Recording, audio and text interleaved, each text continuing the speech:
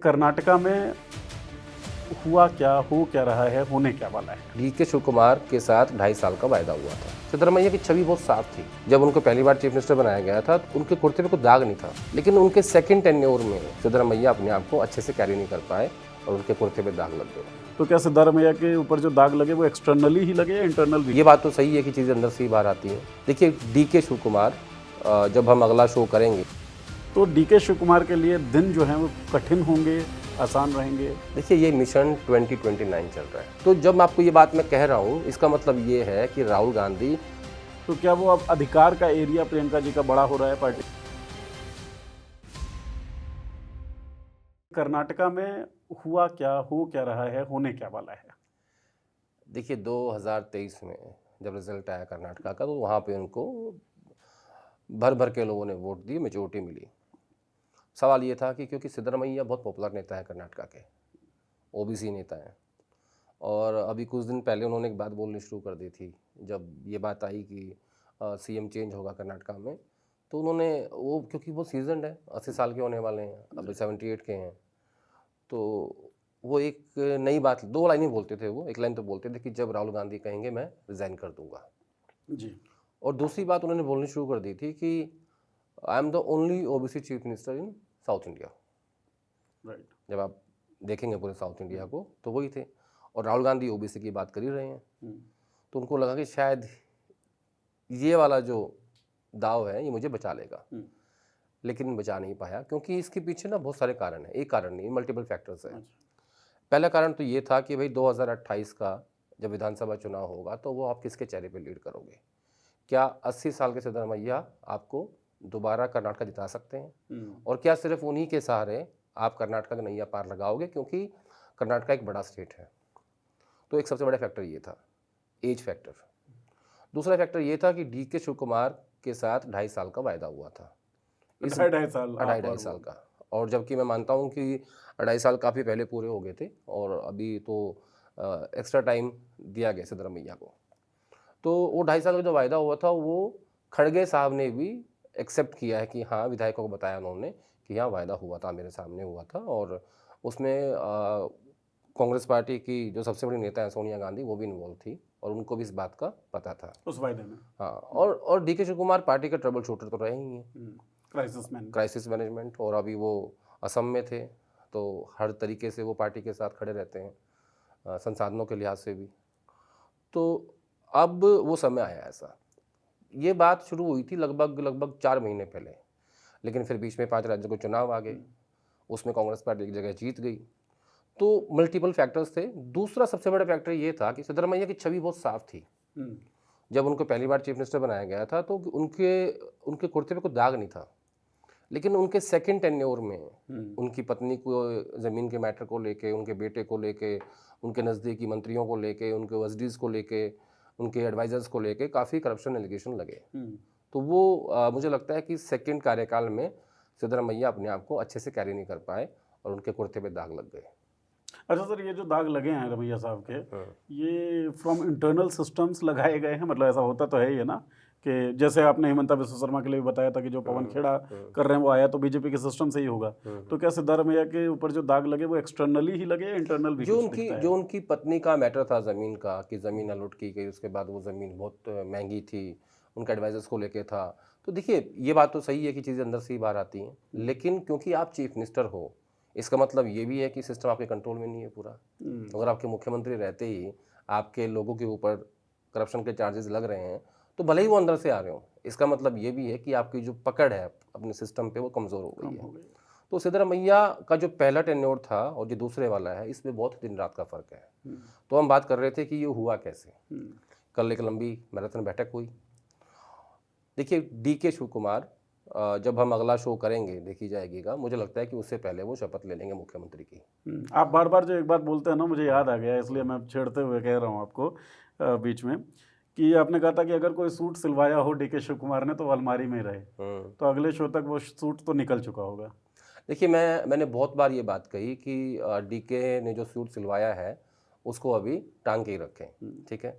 और आज मैं कह रहा हूँ कि भाई, अगर आपने सूट सिलवाया था वो पुराना हो गया तो आप दोबारा नया सिलवा लो, आपके पास हफ्ते भर का टाइम है शपथ लेने के लिए। देखिए उसका कारण था, सिद्धरामैया का सबसे बड़ा वकील कौन था? संगठन महासचिव केसी वेणुगोपाल। वो हमेशा एक बात कहते थे, राहुल जी बहुत पॉपुलर व्यक्ति हैं सिद्धरामैया, उनको हम हटा नहीं सकते, क्योंकि केसी वेणुगोपाल जनरल सेक्रेटरी ऑर्गेनाइजेशन बनने से पहले कर्नाटका के महासचिव थे जी। ठीक है।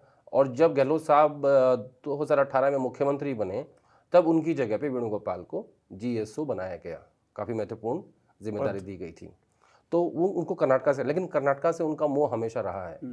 तो सिद्धरामैया के वकील वेणुगोपाल थे और इधर DK शिव कुमार के वकील भी कई सारे थे, इंक्लूडिंग गांधी फैमिली, अच्छा, रणदीप सिंह सुरजेवाला और भी कई लोग जो सिस्टम में मैटर करते हैं।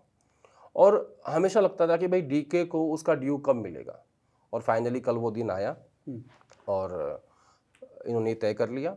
मुझे लगता है कि कल ऐसा ना हो कि कल सिद्धरामैया इस्तीफा दे दें। अच्छा, 8 तारीख को लास्ट डेट ऑफ नॉमिनेशन है राज्यसभा इलेक्शंस का।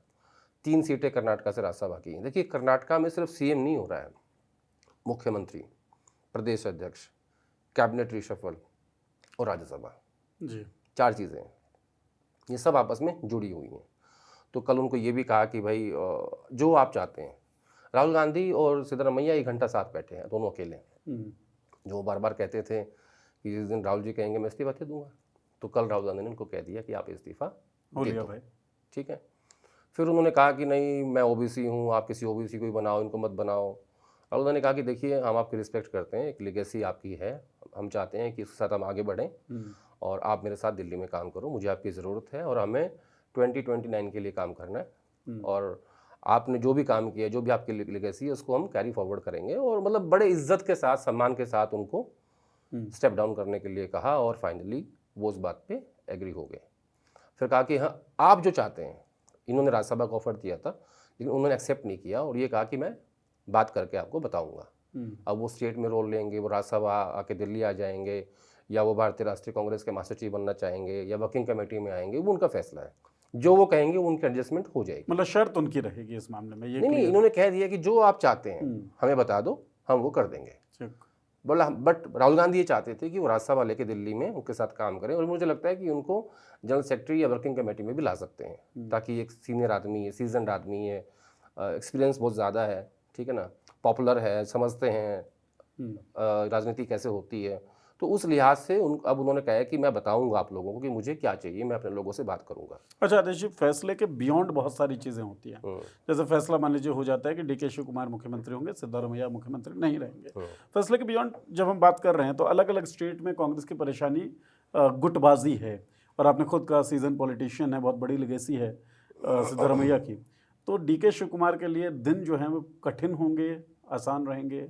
नहीं, ये गुटबाजी नहीं, गुटबाजी तो होती है, हर स्टेट में होती है और हर पार्टी में होती है। मैंने आपके लास्ट शो में बात कही थी, ऐसा कोई राजनीतिक दल नहीं है जहाँ गुटबाजी नहीं है, ठीक है। और जहाँ सत्ता ज़्यादा होती है वो थोड़ी ज़्यादा होती है जी।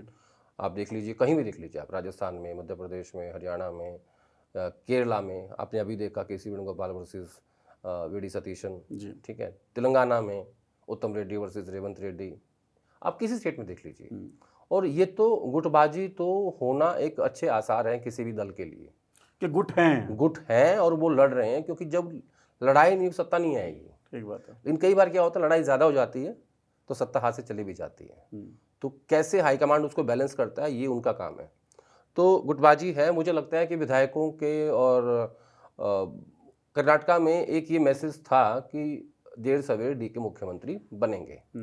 देखिए मैं एक बात हमेशा कहता हूँ कि जो चीज़ आप शिद्दत से चाहते हैं ना, देर सवेर आपको मिल जाती है। पूरी कायनात उसमें जुट जाती है। और उसका उदाहरण है रेवंत रेड्डी। सबसे पहले उस आदमी के सिर पे ना भूत सवार था मुख्यमंत्री बनने का, वो बने।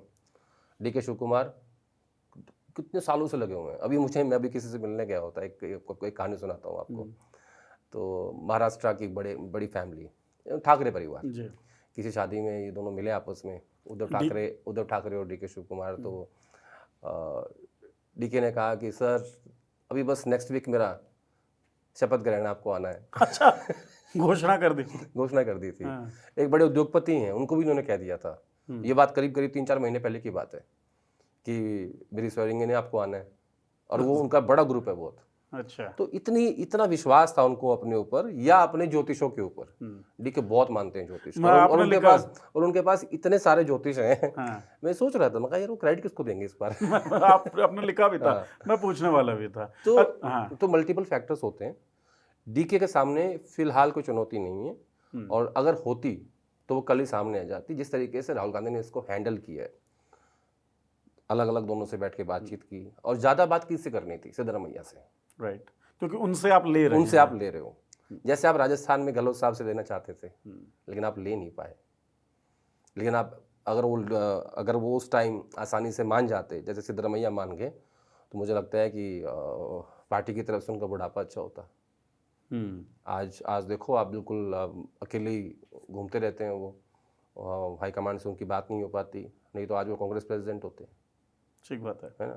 चाहता तो हाईकमांड यही था। और कांग्रेस प्रेसिडेंट होते तो आपका नाम इतिहास में दर्ज हो जाता, किताबों में पढ़ाया जाता। नहीं, किताबों में तो देखिए राजस्थान के मुख्यमंत्री रहे होगा इधर। नहीं, ये आप चीफ मिनिस्टर 3 बार रह चुके थे। अगर आप कांग्रेस अच्छा, वो तो हो ही चुका था। कांग्रेस प्रेसिडेंट बन जाते आप, तो जो आपकी जो इतिहास लिखा जाता, कभी ना कभी एनसीईआरटी किताबों में आता कि बताओ कि जब राहुल गांधी ने इस्तीफा दिया था तो उसके बाद कांग्रेस प्रेसिडेंट कौन बना था। ठीक बात है ना? मतलब एक नया बैच, एक अलग चैप्टर भी लिखा जाता। गांधी के बाहर कोई पहली बार अध्यक्ष बन रहा था, और लंबे अरसे के बाद, सीताराम केसरी के बाद। जी ठीक है, तो वो मैं अपने आप में एक बड़ी बात थी, लेकिन उनके भाग्य में नहीं था, उनकी कुंडली नहीं चली उस टाइम, तो वो नहीं माने।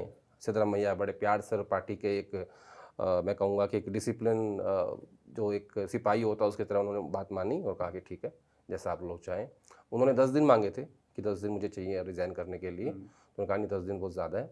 तो मुझे लगता है कि कल सुबह उनकी एक बैठक होगी, उसका रिज़ाइन कर देंगे। और अगर सिद्धरामैया चाहेंगे रास्ता बजाना, तो मुझे लगता है कि कहीं ना कहीं 8 तारीख से एक आध दिन पहले या उसके बाद या 9 तारीख को तभी शपथ ग्रहण होगा। अच्छा, वो राज्यसभा का उसमें कुछ लोचा है। ठीक है। अच्छा चलिए, एक सवाल पे हम आएंगे कि किस तरीके से इसको सॉर्ट किया गया है कर्नाटका को, या जो 2.5 साल का फॉर्मूला था, क्योंकि बहुत सारे राज्यों में इस बारे में बात होती है, उस पर मैं आपका टेक चाहूँगा। लेकिन उससे पहले बताइए, आपने बहुत सारे कह के टाला है कि वकील बहुत सारे थे, ज्योतिष बहुत सारे थे, कोई तो खास भी होगा सर? ज्योतिष, वकील, ऐसा कहते हैं कि राहुल गांधी एक जज की भूमिका में रहते हैं, और वो देखते हैं कि भाई क्या केस है, डिफेंस के पास क्या है, प्रोसिक्यूशन के पास क्या है। जैसा उन्होंने केरला में देखा, विधायक साथ थे वेणुगोपाल के, लेकिन संगठन की बात मानी, एक एंटनी साहब की बात मानी, प्रियंका गांधी की बात मानी, मतलब सबने जो मिलके फैसला किया तो उनको ये बात माननी पड़ी, क्योंकि वो केरल के लिहाज से सही था। ऐसा ही कर्नाटका में उन्होंने किया।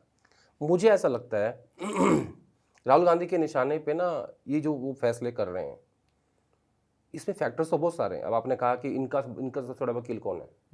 डीके शिवकुमार को प्रियंका गांधी के नज़दीकी माने जाते हैं। ओके। अब आपको ये शिकायत रहती है कि मैं नाम लेके नहीं बोल रहा हूँ, तो मैंने आपको बोल दिया।